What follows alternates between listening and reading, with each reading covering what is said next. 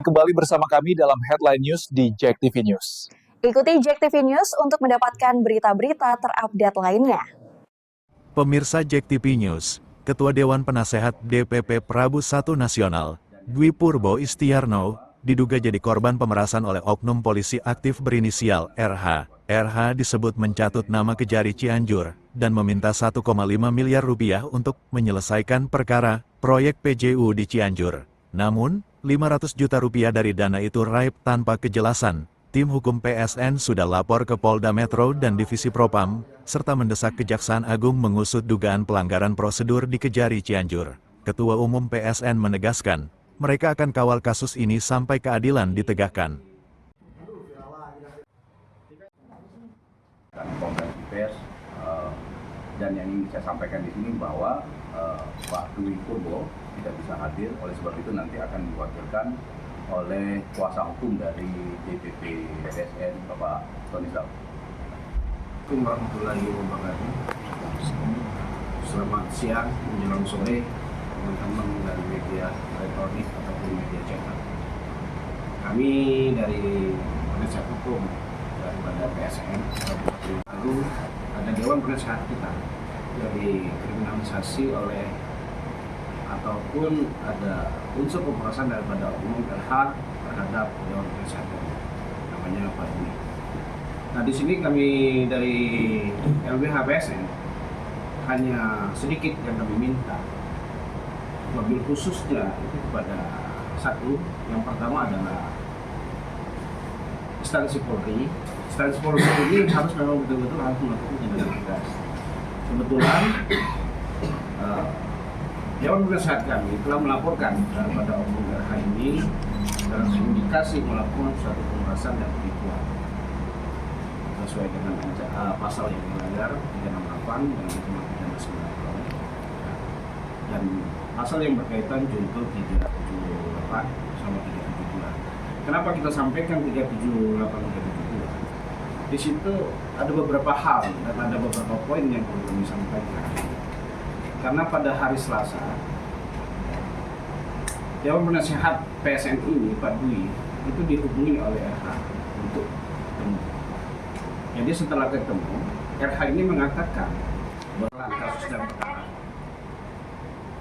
tentang yang dituduhkan oleh RH dengan nada apabila Dewan Penasehat PSN ini tidak menyetorkan, Pak Dwi ini menyetorkan uang dengan total 1,5 miliar, maka perkaranya akan dinaikkan untuk menjelaskan. Sehingga Dewan Penasehat ini yang menjadi bisa pada saat itu, karena beliau juga nggak punya uang, akhirnya menghubungi teman dan memberikan kepada RH tersebut. Nah, namun di tengah suatu perjalanan, pihak daripada penasehat lembaga PSN ini juga menjadi bingung, ya. Tahu-tahu uang yang diserahkan kepada RH itu ada dengan pihak Kejari dengan total 1 miliar. Pertanyaannya lagi, ada apa uang itu dengan Kejari? Ya kan? Itu loh. Jadi kami akan mempertanyakan itu. Maka di sini jelas kalau berdasarkan dari cerita dari Dewan Penasehat PSN ini, Pak Dwi ini, pada malam Selasa ditelepon, malam Rabunya ketemu dengan apa yang telah diuraikan oleh RH terhadap Dewan Penasehat PSN. Kalau menurut hemat saya, kami sebagai orang hukum, ini jelas ada unsur pemerasannya, 368-nya jelas. Nah, maka di sini ada 3 poin yang perlu kami sampaikan. Kami ulangi lagi. Yang pertama ini, kami telah melaporkan pihak RH ini kepada Polda Metro Jaya sesuai dengan lokus deliktinya, tempat terjadinya suatu peristiwa pidana. Dan kami harap Kepolisian Republik Indonesia, khususnya Polda Metro Jaya dan Divisi Propam diminta untuk segera menindaklanjuti dan menuntaskan laporan hukum daripada Dewan Penasehat PSN Pak Dwi. Itu yang pertama.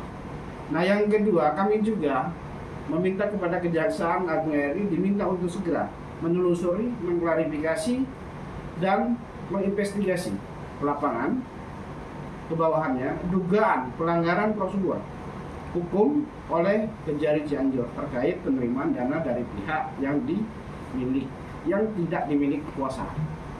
Dalam arti kata, ada apa kaitannya uang itu 1 miliar ada dengan beliau?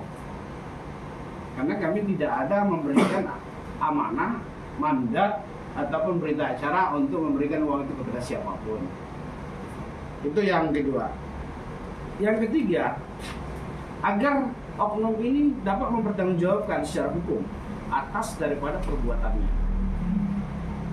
Jadi kami sebagai penasehat PSN hanya meminta itu, dan kami juga sudah mengirimkan surat pada 2 hari yang lewat,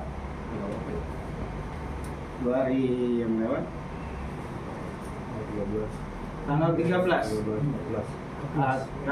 sama 14 ke Kejari untuk mengklarifikasi terhadap ada beberapa berita yang ditujukan bahwa Dewan Penasehat PSN ini yang ditujukan ada laporan dugaan, ya, dugaan dalam